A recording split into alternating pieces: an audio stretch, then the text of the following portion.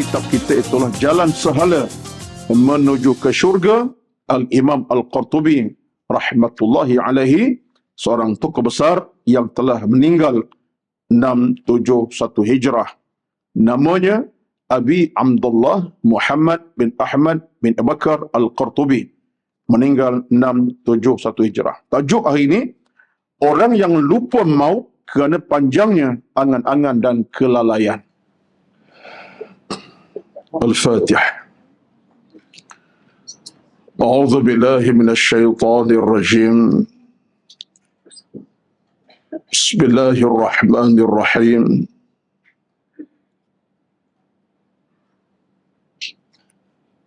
Alhamdulillahi rabbil alamin.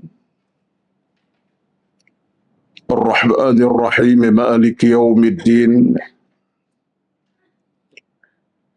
إياك نعبد وإياك نستعين اهدنا الصراط المستقيم صراط الذين أنعمت عليهم غير المغضوب عليهم ولا الضالين آمين.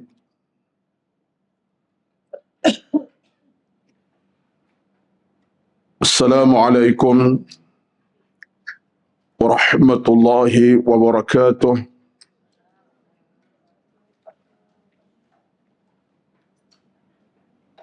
Innal hamdalillah nahmaduhu wa nasta'inuhu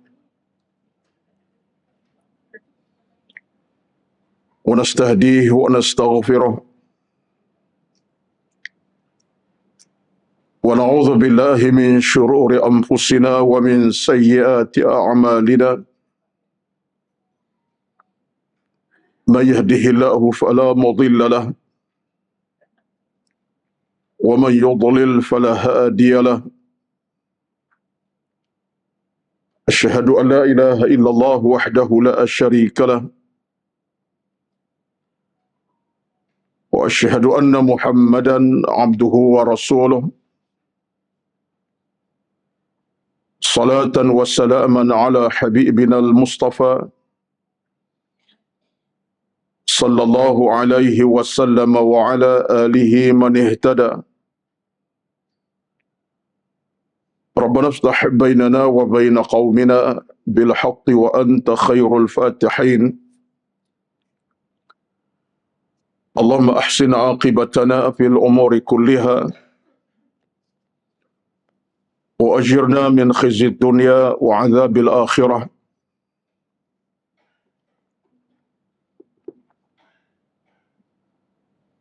اللهم انصر إخواننا المسلمين والمجاهدين في فلسطين. اللهم دمر أعداءك أعداء الدين، لا سيما الكفار المستعمرين الغاصبين المعتدين الظالمين. اللهم بدد شملهم وفرق جمعهم وشتت كلمتهم وزلزل أقدامهم وسلط عليهم كلبا من كلابك يا قهار يا جبار يا منتقم. حسبنا الله ونعم الوكيل، ولا حول ولا قوة إلا بالله العلي العظيم.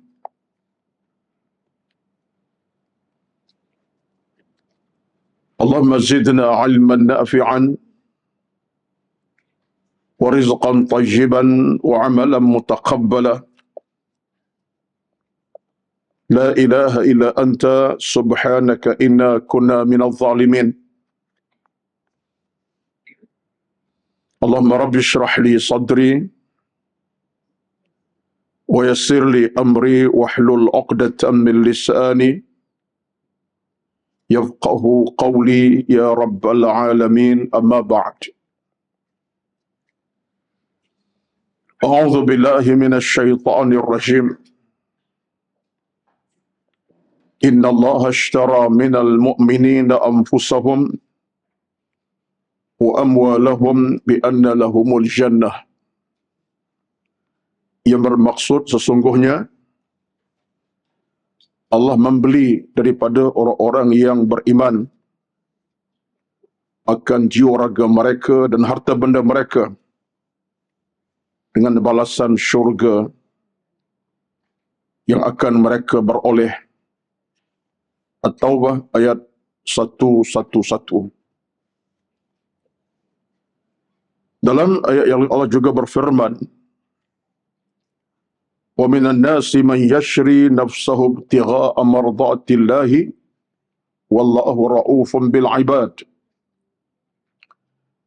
Dan di antara manusia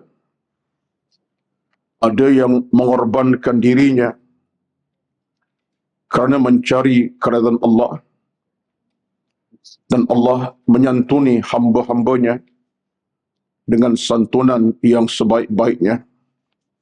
Al-Baqarah ayat 207. Sadaqallahul Azim. Yang dihormati berbahagia Tuan Kuasa Pengurusan Kuliah Duha Muslimat Masjid Al-Falah, dan yang dihormati dikasihi seluruh kehadiran para jamaah yang tidak pernah kurang bilangannya di kalangan para muslimin dan muslimat yang sentiasa hadir dengan tujuan yang satu dan matlamat yang sama yang tidak membeza-bezakan kita, iaitulah lillahi ta'ala, kerana Allah Subhanahu wa ta'ala, demi Allah, kerana ilmu, kerana Allah, kerana amal, kerana Allah, dan semuanya lillahi ta'ala. Mudah-mudahan inilah kekuatan yang kita pertahankan, yang kita wajib istiqamahkannya, dan ini merupakan satu usaha kita. Dalam banyak usaha kita hidup ini, usaha dengan ilmu adalah yang paling terbaik. Usaha dengan harta kita cari, yang tak cukup dipercukupkan, yang tak banyak kita perbanyakkan di sudut harta benda dan sebagainya. Tapi ingat, usaha kita yang lebih besar daripada itu ialah usaha kita mencari ilmu dan redha Allah Subhanahu wa ta'ala. Ini tidak akan pernah mengecewakan kita. Dua ayat saya bacakan tadi, At-Taubah 111 dan Al-Baqarah 207, gabungan dua ayat yang begitu berharga. Kan Allah beri jaminan kepada kita. Dan mana lagi jaminan lebih besar, yang lebih istimewa, melainkan jaminan Allah kepada hambanya. Kita dalam hidup ini, jaminan dunia belum tentu kita dapat, kita capai. Orang ke, kawan ke, atau keluarga pun janji nak kita sekian-sekian, mungkin tak dapat, mungkin dapat tak sekadarnya. Tapi bila Allah berjanji, ia benar dan akan benar selama-lamanya. Antaranya ialah dalam ayat Al-Baqarah tadilah, dalam surah At-Taubah tadi. Allah berfirman, "Inna Allah ashtara minal mu'minina anfusahum wa amwalahum bi anna lahumul jannah."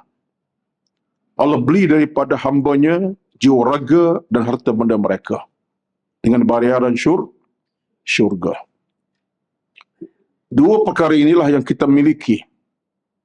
Yang kita miliki sekarang, jiwa raga kita, nyawa, masih bernafas, tangan masih bergerak, kaki melangkah, kepala masih sempurna, mata melihat. Ini jiwa raga kita lah ni. Dan kita miliki juga ialah harta benda. Tak kaya pun adalah duit sikit sebanyak dalam poket itu, menjadi sumber makan minum kita, pakaian kita, kediaman kita, keluarga kita. Adalah duit dalam poket. Yang kaya, kayalah. Yang miskin, ada duitnya ringgit, insyaAllah. Harta ada. Jadi kata Allah Azza wa Jalla, kedua ini aku beli, kata Tuhan. Jiwa raga kamu aku beli, harta benda aku beli. Dengan bayaran syurga di padang mahsyar. Tapi apa syarat dia? Syarat dia ialah tumpahkanlah tenaga kamu kepada kebaikan dan agama. Masa, waktu, tenaga, pemikiran, tingkah laku, telinga, pendengaran, tenaga, tumpahkan jalan agama. Contohnya, kita datang ke masjid cari ilmu. Ini contohnya. Kita kuatkan hati mencari ilmu, kokohkan jiwa mencari agama, tanamkan dalam hati nak cari kebaikan. Itu adalah perjuangan dari sudut fizikal kita. Yang keduanya, kita habiskan urip kita kerana agama, datang dari jauh nak kepada minyak kenderaan. Contohnya, itu satu perjuangan harta. Walaupun perjalanan jam, setengah jam, 3 jam, tapi kerana agama, aku datang. Dengan kenderaan, duit ringgit pun habis dengan infak lagi. Jadi kata Allah Azza wa Jalla, bi anna lahumul jannah, Allah akan beli kita dengan bayaran syurga. Jadi apa lagi yang besar dalam hidup ini? Jadi orang yang tidak pernah nak tumpahkan masa untuk agama, orang yang kedekut nak tumpahkan waktu kerana Allah, orang yang kedekut nak tumpahkan tenaga kerana Allah agamanya, dia kerugian besar. Dan orang kedekut nak tumpahkan harta kerana Allah, sedikit pun dia tak nak sumbang, kedekut dan bakhil, itu orang yang kerugian. Jadi orang yang berjaya kata Allah, itulah sifatnya. Apa bayarannya? Bi anna lahumul jannah, Allah bayar dengan syurga. 1 ayat surah At-Taubah 111.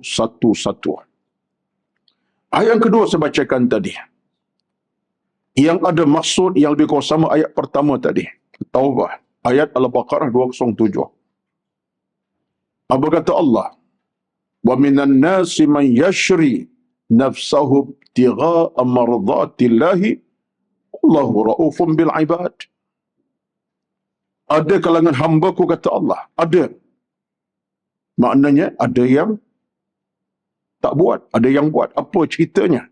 Kata Allah, ada kalangan hamba-Ku yang jual diri kepada Allah. Yang jual dirinya, masanya kerana Allah, tenaganya kerana Allah, hartanya kerana Allah, umur semua kerana Allah belaka. Dia jual. Aku tak kisah letih-letih lah dalam mengaji. Aku tak peduli, penat-penatlah kerana cara ilmu. Mengantuk pun datang, contohnya. Demam pun datang, contoh. Harta benda aku tumpahkan. Aku tak kira banyak lebih, banyak melebih, banyak mana duit ringgit, tumpahkan agama atau kisah. Derma, infak aku beri.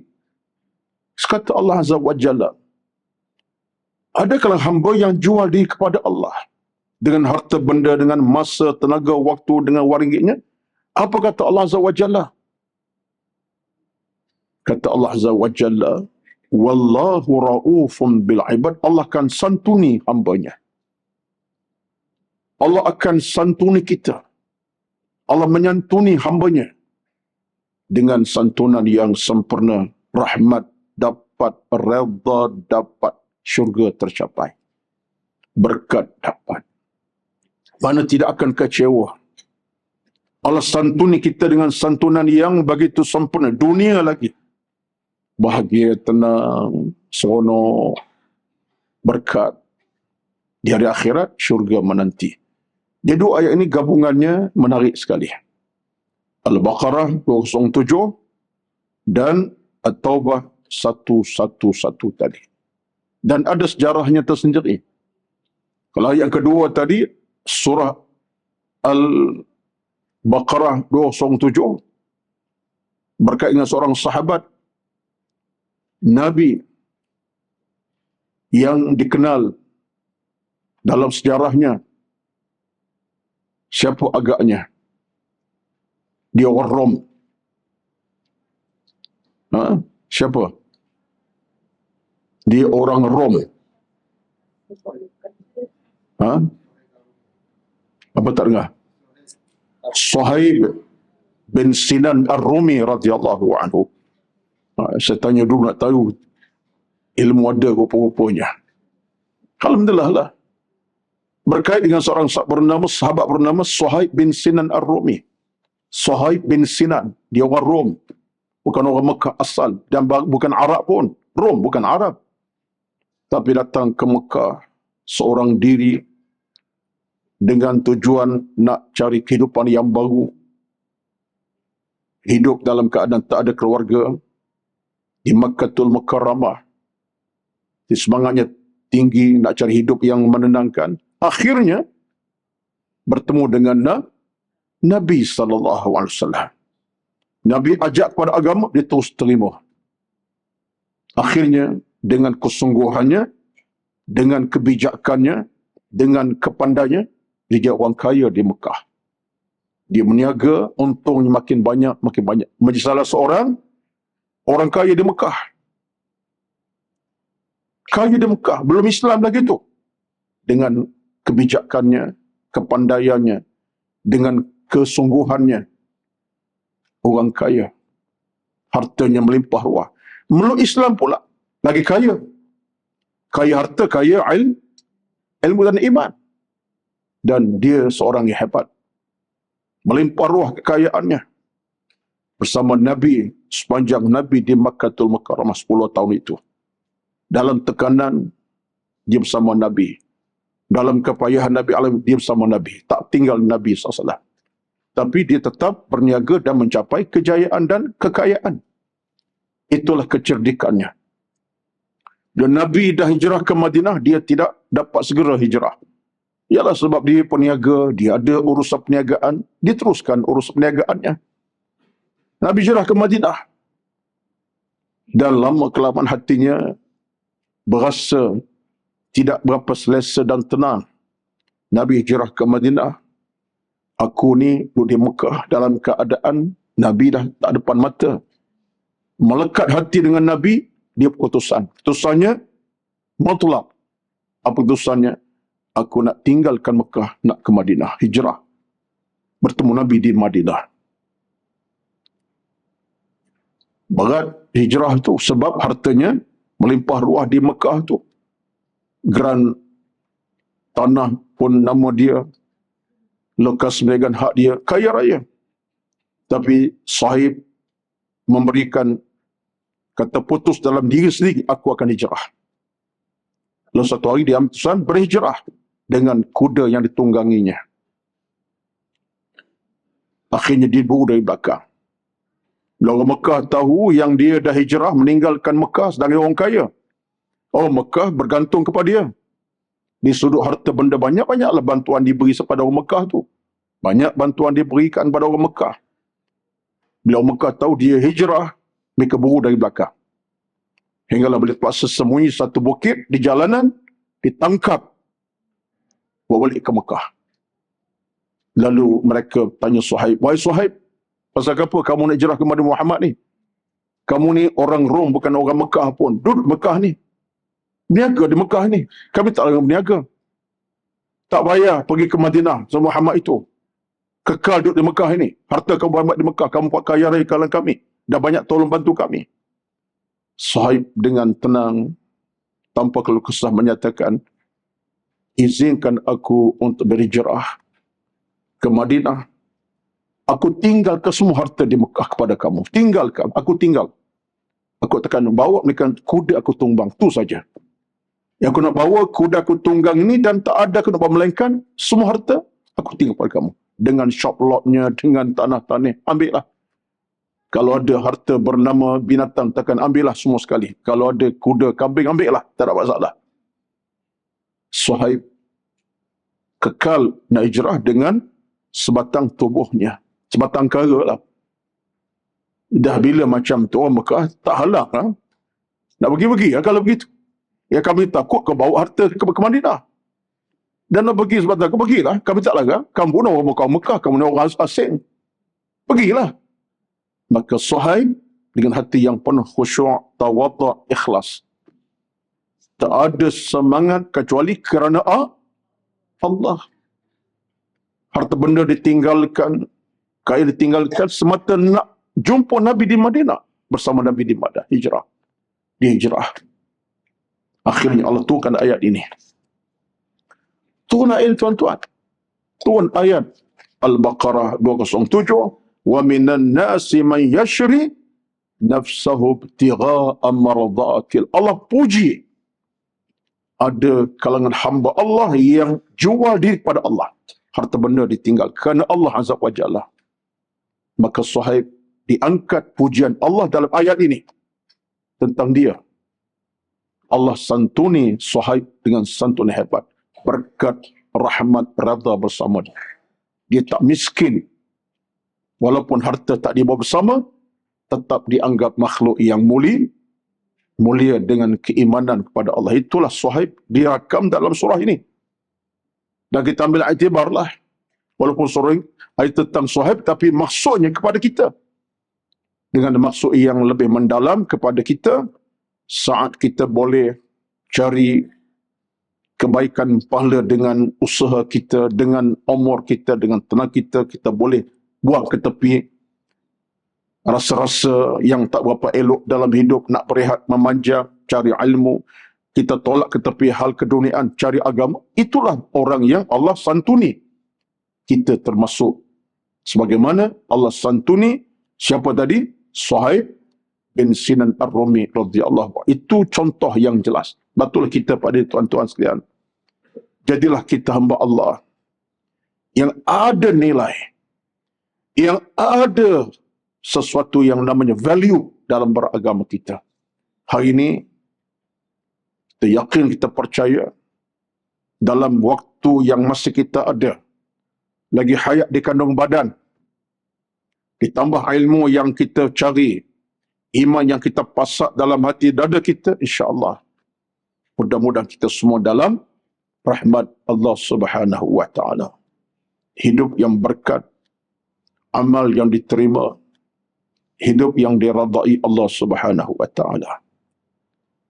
Kita kena bercakap macam tu sebab tajuk kita dalam konteks ceramah bulanan kita ialah tentang jalan sahala ke syurga. Kita bercakap hal itu tuan-tuan. Sebab itulah proses kita nak membina, nak membangun hidup ini, dia tak boleh tidak mesti berasas kepada apa yang telah Allah sebut dalam ayat-ayat tadi. Kita boleh habiskan tenaga, waktu, masa, tenaga, umur kita kerana Allah. Kita akan beroleh kejayaan, keselamatan dan keamanan yang dijanjikan Allah kepada kita. Betullah, satu lagi kata-kata mutiara yang disebutkan oleh ramai kalangan al-hukama. Di kalangan mereka itu termasuklah Al-Imam Ibnu Qayyim Al-Jauziyah. Dikata apa? Inna sya'air al-iman arba'atun. Ada 4 syiar keimanan kita dalam hidup ini. Ada 4 syiar keimanan yang mesti ada dalam hidup kita. Pertama, taqwa. Kedua, al-haya, rasa malu. Ketiga, syukur. Keempat, sabar. Ini sebutkan ulama sya'air al-iman, syiar keimanan. Pertama, taqwa. Kita cari usaha bina hidup yang bertakwa, kenal dosa pahala, perintah Allah dibuat, Allah larang tinggal, takwa lah tu. Yang kedua, al-haya, malu kita. Bukan kadar malu sama kita, malu kepada Allah, malu kepada sama kita, kena malu juga, jangan hilang kemaluannya. Ya, minta maaf aja, saya sebut kemaluan tu dari sudut rasa malu tu, bukan di sebalik tu, tidak ya. Jangan hilang perasaan malu. Rasa nak buat jangan dengan orang malu, tapi dengan Allah lebih kita malu. Allah bagi umur, malas buat ibadat. Allah bagi rezeki, malas berinfak. Malu dengan Allah. Hak tu hak Allah belaka, bukan kau punya. Tunaikanlah. Jadi orang yang rasa malu dengan Tuhan, dia akan guna, aku umur Allah beri sehat walafiat. Nasi lemak pagi tadi 2 bungkus, takkan tak datang ke masjid untuk berduha sekejap. Nasi lemak 2 bungkus dah. Datanglah duha 1 jam pun, bukan 3 jam. Contohnya, dia orang malu dengan Tuhan, dia guna kekuatan tenaga untuk datang ke masjid. Letih pun tak apa. Sebab dia malu, sebab nikmat Allah yang beri. Dia malu, Allah beri hidup yang begitu selesa. Dia jaga ibadat. Dia malu, Allah beri rezeki banyak. Dia tunaikan hak agama dengan harta benda. Barulah ada rasa malu dengan Tuhan. Kalau tidak, kita tak ada merasa malu dengan Allah. Kena ada malu dengan Tuhan. Dengan maksud, kita nak sempurnakan apa yang dia beri. Kemudian ketiga, syukur. Syukur pada Allah. Alhamdulillah atas semua nikmat yang aku dapati dalam hidup. Nampak tak nampak, zahir dan batin. Semuanya bukan milik aku, milik Allah. Tak kerana dia beri, aku tak ada apa-apa dalam hidup. Tak kerana dia beri, aku dapat. Syukur. Dan syukur dengan ibadat. Yang keempat, yang sabar. Jangan gelojoh dalam hidup beragama ni. Sabar atas perintah Allah. Sabar larangan Allah. Dan sabar dan ujian. Itulah ciri orang-orang yang ada keimanan. Sabar. Sabar dengan perintah Allah. Allah suruh buat. Sabar atas larangan Allah. Allah larang tinggal. Sabar tu. Dan sabar atas ujian yang mendatang. Sakit, demam, susah payah, ada ujian hidup. Sabar. Ini semua kata ulama syair al-iman. Syiar keimanan. Gabungannya begitulah sifatnya. Taqwa, malu, syukur dan sabar. Jadi keempat ini mesti ada dalam kehidupan beragama kita. Kalau tak ada keempat-empat tadi, kita dianggap pincang lah. Saya sebut sentiasa kalau tak ada empat ini, satu saja, ibarat kereta, tayar ada, tak ada enjin. Tayar ada, enjin tak ada. Tak jadi. Ada dua saja, takwa ada. Tapi, sabar tak ada. Asyik nak marah saja. Asyik merapu saja. Semacam kenderaan juga. Tayar ada, enjin ada. Tak ada pintu. Payah juga. Semua dah ada. Tiga dah ada, satu tak ada. Macam kereta juga. Ada dah tayar, steering ada. Wiper tak ada. Tak berjalan, kereta wiper tak ada tuan-tuan. Pendek kata, kau kena jalan lah. Hujan lebat, kereta tak ada wiper. Berani berjalan. Sekian. Wassalamualaikum. Langgar orang, langgar kereta, langgar lori jawabnya. Tapi kalau lampak tu ada, lengkap berkenderaan. Tayar lengkap, pintu sempurna, cermin elok, wiper ada, enjin pun first class. Kenderaan boleh bawa ke mana-mana. Siang malam, pagi petang. Jalanlah kenderaan tu. 5 jam pun tak apa. Itulah kita. Jadi semua ini, saya bagi contoh ini untuk kita faham nilai kita. Jadi pada pagi ini agak panjang sikit intro tu. Sebab 3 minggu tak datang. Dah lepas di 5 minggu, jadi 3 minggu terputus hubungan sekejap. Tidak minggu lepas, bulan 3 minggu kan? Itulah. Saya pati. Tuan puan tak pati ya, saya pati. Tempoh masa berjarak tu. Ya, tuan-tuan sekalian, alhamdulillah. Itu dia antara hal yang saya nak angkat daripada rumah niat macam tu dah. Saya susun saya punya ceramah daripada rumah lagi. Bukan main-main ya. Susun dalam keadaan pun khayal nak cakap apa pagi ni. Macam itulah cara penceramah. Disusun awal-awal, tak banyak pun sikit untuk sampaikan apa yang nak sampaikan. Jadi harapan saya boleh faham. Kalau tak faham, buat faham je lah. Ya, nasiblah tak faham tu. Baik tuan-tuan sekalian. Baik. Kita balik kepada tajuk kita lah. Sebenarnya saya muqaddimah ni tuan-tuan, sifat semacam tu. Saya muqaddimah macam mana pun ayat ke, hadis kupasan ke, situasi ke, senang dengan tajuk. Sebab fokus saya tajuk tu mesti kait dengan situasi semasa kita. Supaya ada dalam hati nurani kita insafan itu. Kita nak cari ilmu ni, guru saya mengajar dulu, masa lama-lama. Dah cerita 40 tahun dah, 84 so saya belajar dulu, di luar negara dulu. Kata guru kami, ilmu biar hidup, jangan mati. Sebab ilmu bila hidup, dia akan hidupkan semua makna kehidupan. Bila ilmu mati, dia akan matikan semua seni kehidupan. Sebab kita pada hari ini, bila ilmu itu hidup, kita akan dapat nikmat kehidupan. Sebab ilmu itu semacam jantung kita lah. Denyutannya tak pernah berhenti ni. Itulah ilmu. Tapi kalau dia berhenti, kita berhentilah selama-lamanya. Berhentilah kita. Dia ilmu kena hidup. Dan hidup ilmu tadi dengan apa? Dengan peringatan, tazkirah. Peringatan, tazkirah. Wa dzakir fa inna dzikra tanfa'ul mu'minin. Berilah peringatan. Sesungguhnya peringatan memberi manfaat bagi orang beriman. Az-Zariyat 55. Dalam surah Az-Zariyat 55, Allah sebut begitu kepada kita. Wa dzakir fa inna dzikra tanfa'ul mu'minin. Berilah peringatan. Peringatan itu memberi manfaat bagi orang-orang yang beriman kepada Allah. Baik. Tajuk kita ialah muka surat 46. Jadi 44, 45 tu tuan-tuan bacalah. Cerita. Boleh faham cerita tu. Ringkas dan padat ceritanya. Baik, saya ambil tajuk seterusnya. 46 daripada kitab kita itulah Jalan Sehala Menuju ke Syurga, Al-Imam Al-Qurtubi rahmatullahi alaihi, seorang tokoh besar yang telah meninggal 671 Hijrah. Namanya Abi Abdullah Muhammad bin Ahmad bin Abu Bakar Al-Qurtubi. Meninggal 671 Hijrah. Tajuk hari ini, orang yang lupa maut kerana panjangnya angan-angan dan kelalaian.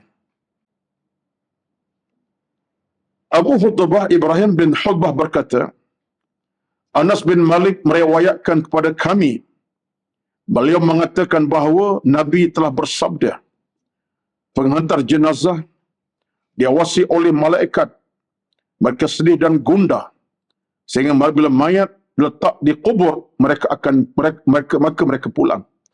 Lalu malaikat mengambil sekepal tanah dan melemparkannya sambil berkata, pulanglah ke rumah kamu semua, kerana Allah telah melupakan kematian atas kamu semua, hingga kamu semua melupakannya. Mereka kembali berniaga seakan mereka tidak akan mati, tak pernah melihat kepada kematian. Cerita macam ni. Cerita ni kalau kita baca sekali tu macam tak faham je, tapi mudah nak faham. Cerita ini daripada Anas bin Malik radhiyallahu anhu. Anas bin Malik siapa tuan-tuan? Anas bin Malik adalah sahabat Nabi SAW. Dia hidup agak lama. Kerana berkat doa Nabi hidupnya lebih 100 tahun. Itu kelebihan beliau. Sahabat Nabi ini, dengan berkat doa Nabi dia paling kaya, anak ramai, cucu pun ramai dan isteri pun rezekinya beranak pinak sampai beratus anak. Itu dia, Anas bin Malik. Dia boleh hidup lama lah. Bila hidup lama, generasi datang kemudian, generasi bukan sahabat dah. Generasi tabi'in lepas sahabat. Jadi beliau ini orang alim lah zaman dia. Orang berilmu dan alim pada zaman dia. Di sahabat Nabi. Jadi satu hari, cerita daripada Abu Hutbah ini, seorang tabi'in kemudian. Lalu kami duduk dengan Anas bin Malik. Kami tanya Anas bin Malik, wahai Anas, tak adakah cerita-cerita yang boleh memberi kesan kepada kami? Itu asal cerita ni. Saya bawa cerita asal. Ya. Jadi Abu Hutbah tanya kepada Anas bin Malik, tak adakah cerita yang kau dengar beri kesan kepada, insafkan kami. Cerita kamu dengan Nabi dulu macam Nabi cerita kepada kamu peringatan. Jadi Anas bin Malik bila diminta begitu, dia pun ceritalah. Maka cerita dia ini daripada siapa? Daripada Nabi lah. Dia kasarkan balik apa Nabi pernah sampai kepadanya dengan bentuk cerita yang menginsafkan. Apa ceritanya? Dia fokus kepada orang yang biasanya mengendalikan orang yang meninggal dunia. Siapa? Orang yang mengurus orang mati siapa? Siapa tuan-tuan urus orang mati ni? Takkan orang mati urus sendiri-sendiri. Maka pengurus jenazah lah kalau kita sekarang ni. Pengurus jenazah lah yang gali kubur, yang tukang mandi, yang tukang kafankan. Itulah orangnya. Contohnya orang yang uruskan kematian, pengurus jenazah lah kita sekarang ni. Dalam bahasa kita pengurus jenazah. Masjid kita pun ada. Jika masjid ada pengurusinya. Jabatan kuasa urusan jenazah. Maka orang-orang ini, Nabi kait dengan cerita ni bukan apa ni. Untuk ingatkan, ada orang kadang-kadang, dia ada buat kerja urus mati dah. Dia pula lupa akan kematian. Ini kan parah namanya. Parah tu.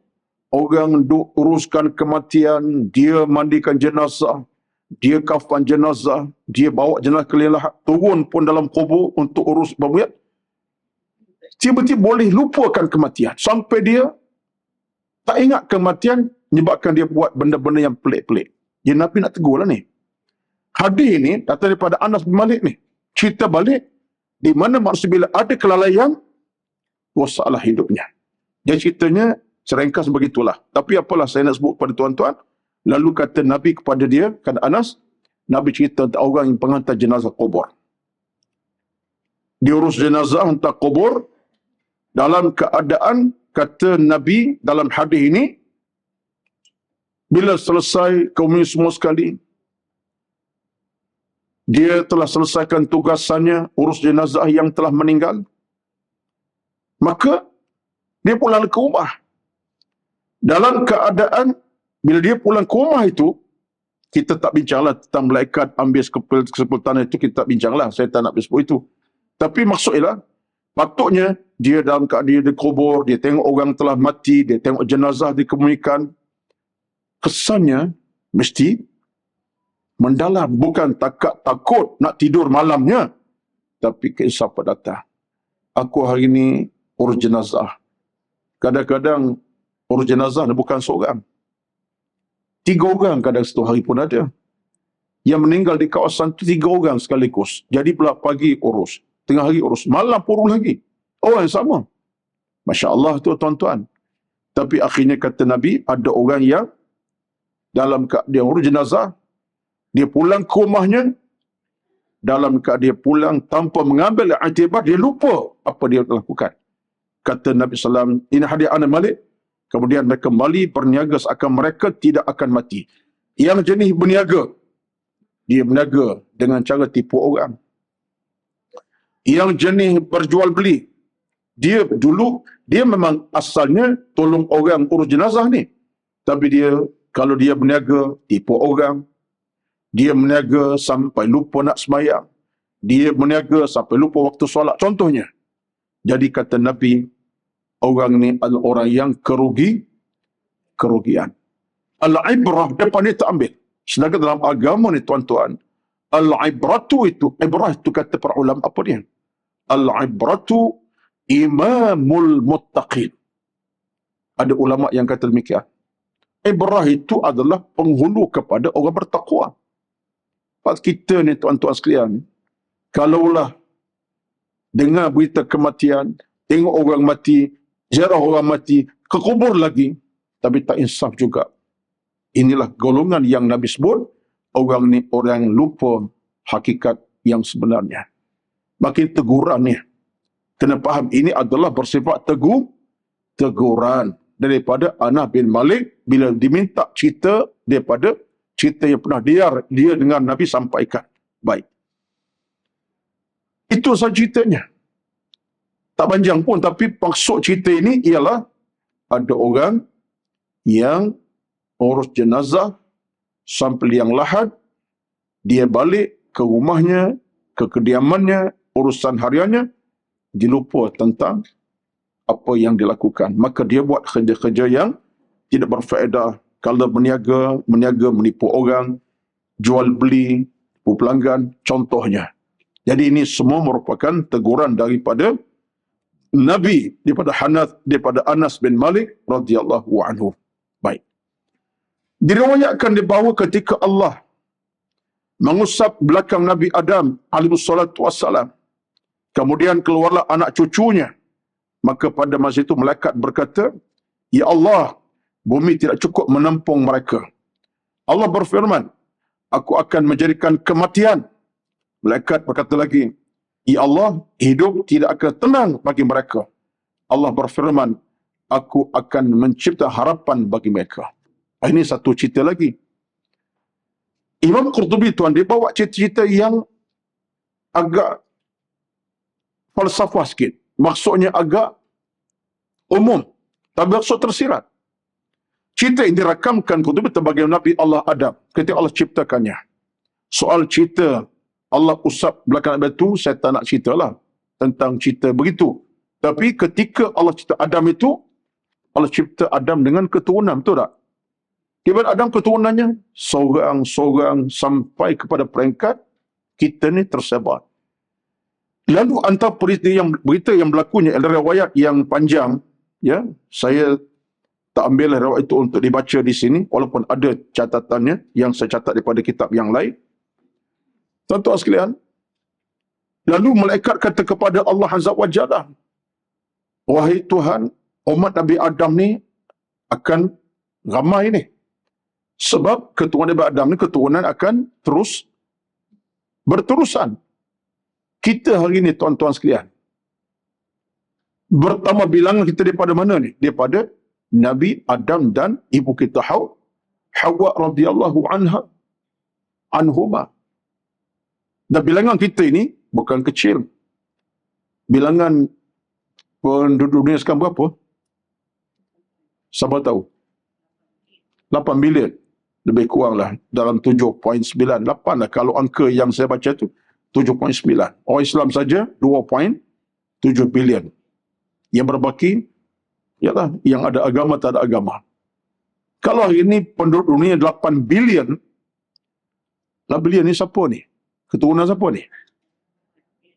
Kan keturunan makhluk yang lain kecuali Nabi Adam. Walaupun kita bangsa tak sama, bahasa tak sama, wajah tak sama, budaya tak sama, tapi asal kita ini daripada itu keyakinan kita dalam agama. Sebab kena pegang konsep ini. Tak ada manusia yang datang daripada bola betung. Tak ada. Ataupun tiba-tiba ada. Tak ada. Inna khalaqnakum min zakarin wa unsa wa ja'alnakum syu'uban wa qabaila lita'arafu. Itu Allah sebut dalam surah Al-Hujurat. Aku cipta kamu daripada Nabi Adam dengan bangsa pelbagai. Jadi maksudnya Nabi Adam adalah bapa semua orang. Bapa semua manusia. Cuma masalahnya ialah berbilang agama kerana manusia milih untuk tidak bersama Islam, itu saja. Betullah kerja dakwah ini berterusan. Kita alhamdulillah yang ada sini, syukurlah lahir sebagai orang Muslim dan beragama Islam. Jadi kawan kita yang tak Islam, kita kena rasa kesian. Kena rasa kesian.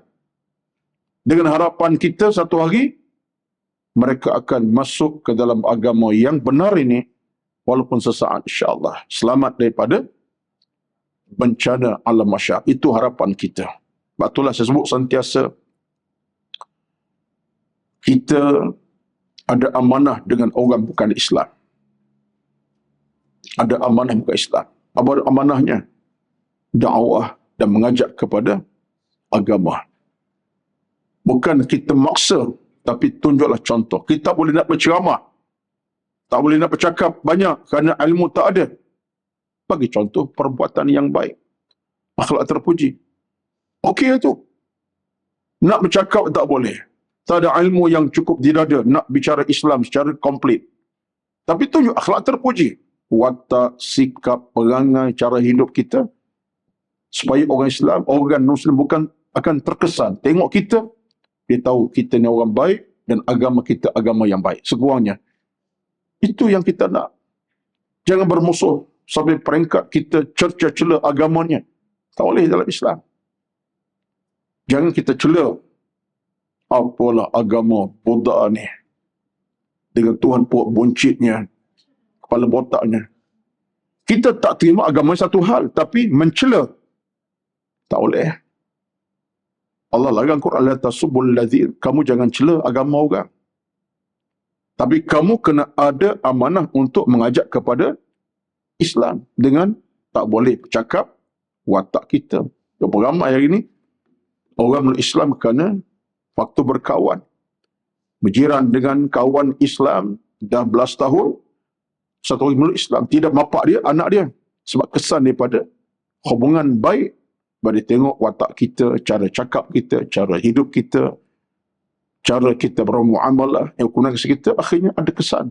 Berapa ramai? Ada, saya tak nafikan. Ada satu cerita masa mengajar kat UM dulu. Cerita ini terkesan dalam hati saya sebab kawan tu adalah pelajar.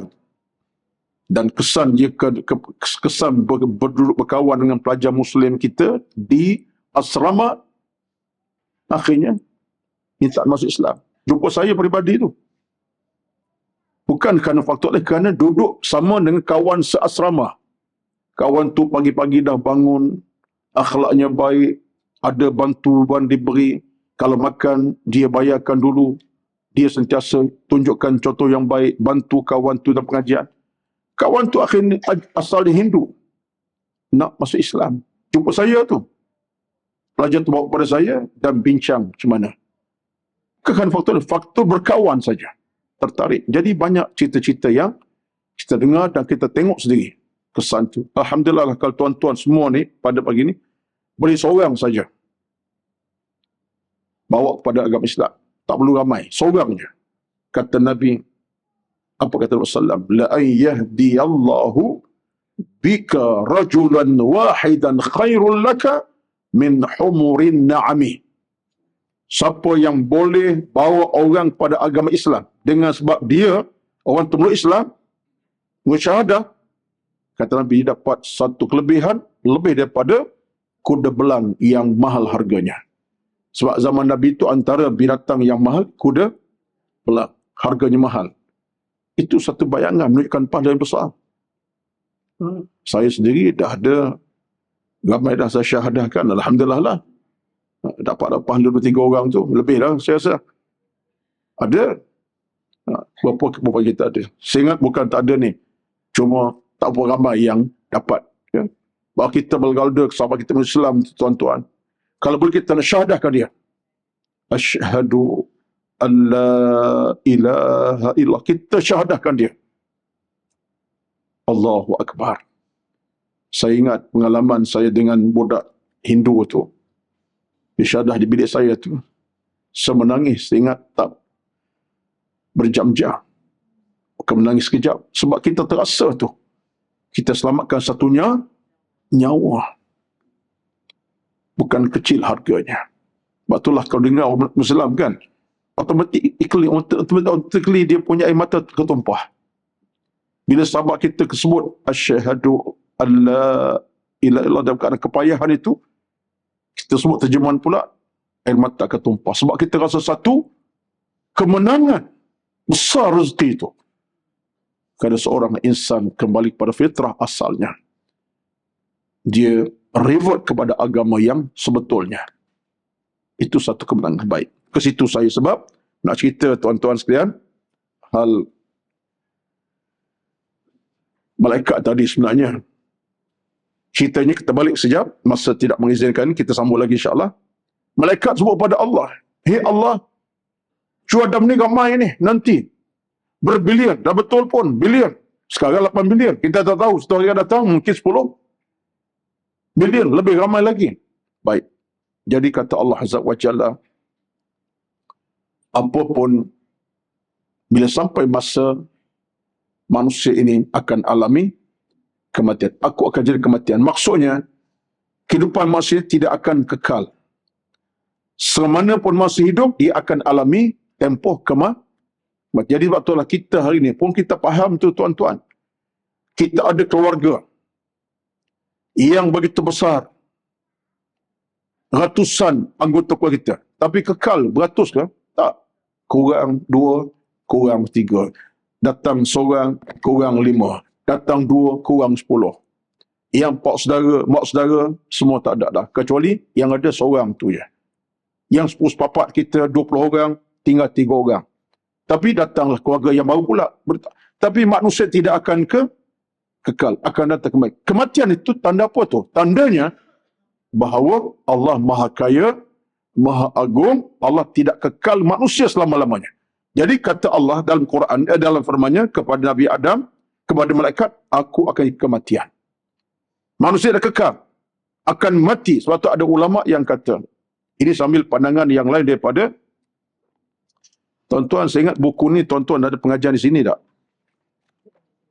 Amalan penghapus dosa. Siapa yang mengajar sini? Ustaz Azuddin. Buku ni buku terbaik ni. Catatan nak ambil lah.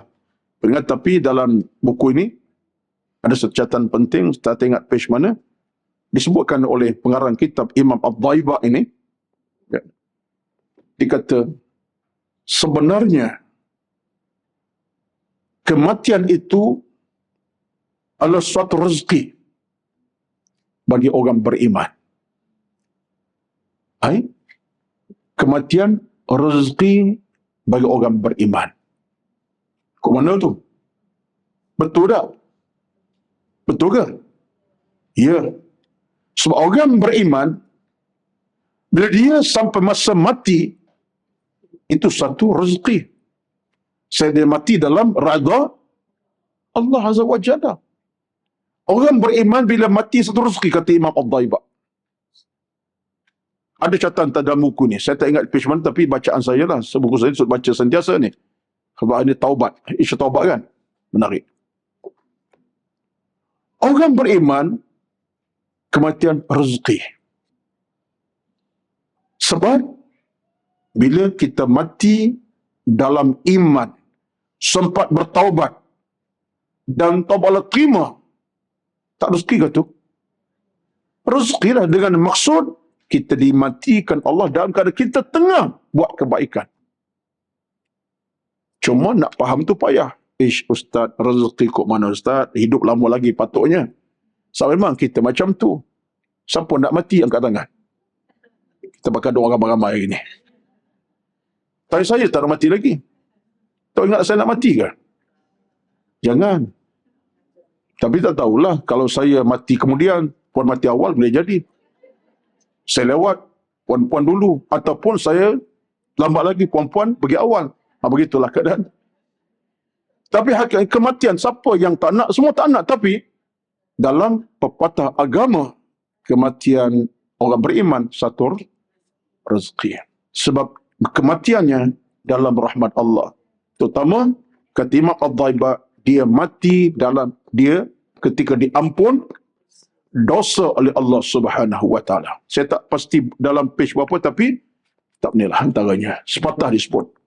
Terutama kita mati dalam kan kita sempat bertaubat. Itu rezeki itu. Alhamdulillah. Jadi hal ini kata Allah Azza kepada malaikat, kerja kematian. Mana umat takkan kekal. Cuma di situ malaikat sambung lagi. Ya Allah, hidup tidak akan senang bagi mereka. Maksudnya kalau mereka hidup, ada ujian datang. Lalu kata Allah Azza wa Jalla, aku akan ciptakan harapan bagi mereka. Maksud apa?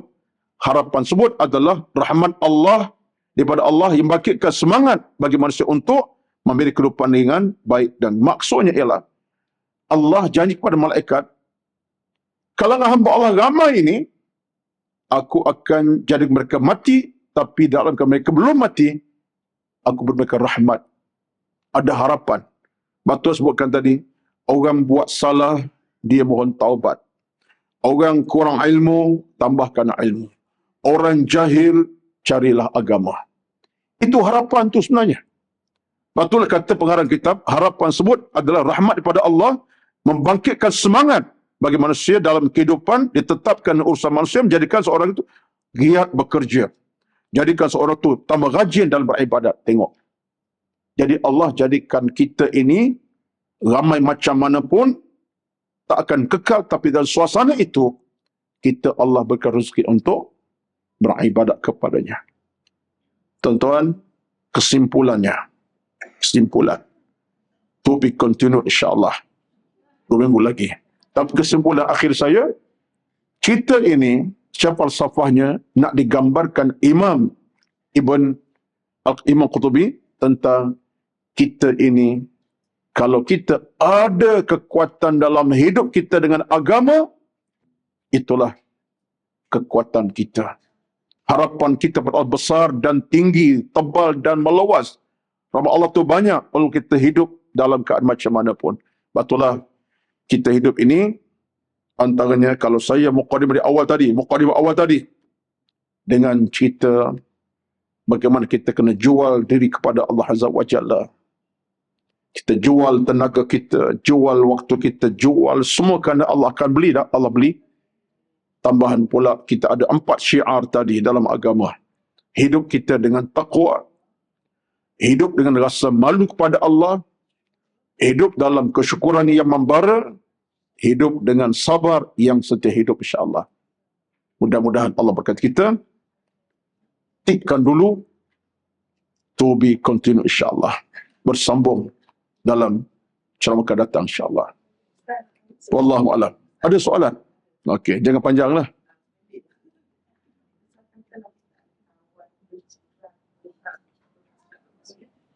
Okey. Baik. Sahabat kita Allah ajak kita ni. Saya lupa nama lah tapi ajar sebenarnya. Okey. Ja. Sahabat Islam dia kata, mungkin jiran ke, no Islam. Apa kita segerakan syahadah ataupun kita bawa dulu. Dia dua keadaan. Yang pertama, kalaulah tidak menjadi satu musibah kepada kita. Daripada sudut musibah macam mana? Maksudnya kita dengan dia ni kenal rapat sangat. Dan kalau kita Islamkan dia jam tu juga, tak timbul masalah, Islamkan saja. Supaya masuk dalam kerangka hidupnya, kalimahnya kita yang ucapkan. InsyaAllah. Tapi kalau kita rasa ada sedikit masalah daripada sudut mungkin keluarga, kita rasa takut, bawa ke salurannya. Jawatan Agama Islam Selangor sebagai contohnya. Kita ada Perkim, cawangannya, ada Rishad di Bajet Negeri, ada salurannya. Bawa, mereka dapat bincang. Sebab ada kawan kita non-Muslim ini, bila mereka pergi ke tempat sebegitu, Perkim ke Masjid Negeri, kawasan, jalan tempat untuk syahadah ni, mereka dapat penerangan. Ya, kalau mereka beragama Islam nanti apa yang mereka akan, sejarah dah ada dah. Keluarga tak suka, macam-macam. Jadi, kalau kita tu rapat dengan dia, syahadahkan terus. Asyhadu an la, cuma untuk rekod kemudian, itu kena rekod lah. Pengislamannya. Baik. Ya, betul lah tu. Kita nak mengambil peluang kita. Tetapi saya kena begini.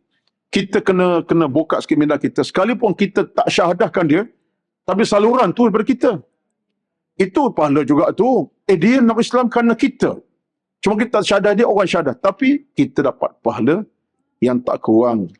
Tapi lebih utama, kita syahadahkan secara lisan. By lisan insyaAllah. Wallahualam, itulah sekadar pertemuan kita pada petang hari ni. Petang pagi ni. Pagi ya. Ada apa tu? Okey, insyaAllah kita stop dulu insyaAllah. Ustaz boleh terangkan apa beza orang soleh dan muslah? Soleh, muslim dua perkataan berbeza, betul. Soleh dengan makna dia berada di keadaan ada kekuatan agama. Baik pekerti, baik imannya. Dia sendiri soleh. Iman dijaga, amal dijaga, Quran dibaca, soleh lah tu. Duha pukul 10 dia tak tinggal. Qiyam tajuk dia bangun, itu soleh. Muslah, dia perbaiki orang lain. Dia dah soleh dah. Dia baiki anak isterinya, dia baiki kawannya, dia ajak itu nama muslah. Soleh kepada dia, muslah untuk orang lain. Dia soleh. Bukan dia. Dia ada ilmu, soleh dia. Dia ajak orang lain pula.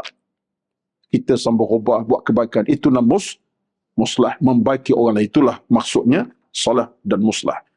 Itulah sekadar pertemuan kita pada pagi ini.